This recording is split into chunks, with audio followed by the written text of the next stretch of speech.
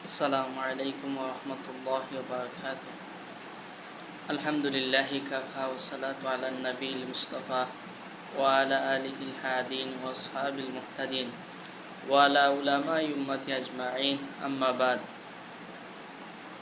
আজকে যে আলোচনা বিষয়টি হলো মু'রাব এবং মাবনি। মু'রাব এবং মাবনির আলোচনা হবে আজকে। আমরা যে এরাব পরিবর্তনের দিক রয়েছে, এটা হলো আমিলের কারণে এরাব পরিবর্তন হয়। আজকে আমরা জানব কোন কোন কারণে এরাবের পরিবর্তন হবে আর এগুলা কি কি। পরিবর্তনের দিক থেকে এরাব গ্রহণের দিকটি হলো দুইটা।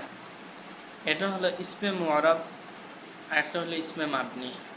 মু'রাবের কারণে এরাবের পরিবর্তন হবে, আবার মাবনির কারণে এরাবের পরিবর্তন হবে। এখন দেখেন ইসমে মু'রাবের পরিচয়। ইসমে মু'রাবের পরিচয় কি?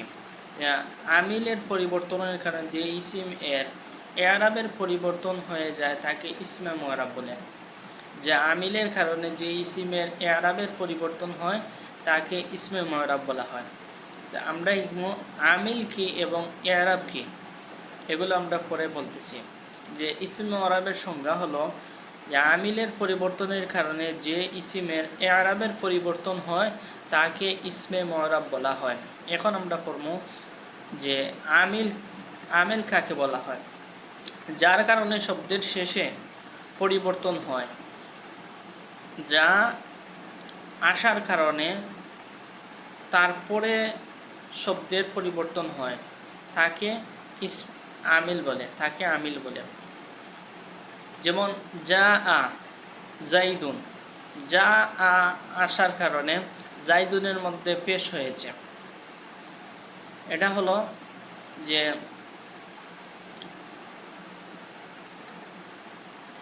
জাইদুনটা হলো আমিল, মানে যা আসার কারণে ও জাইদুনের মধ্যে পরিবর্তন এসেছে, যে জাইদুনের মধ্যে পেশ হয়েছে। এই পেশ হয়ে যাওয়াটা হলো আমিল। এখন হলো মু'রাব কি? মু'রাব হলো যে শব্দের শেষে পরিবর্তন হয়, এটা হলো মু'রাব।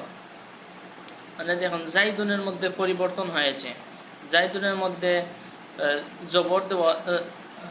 জবর দেওয়া যাইতে পারে, পেশ দেওয়া যাইতে পারে, জের দেওয়া যাইতে পারে, অথচ যা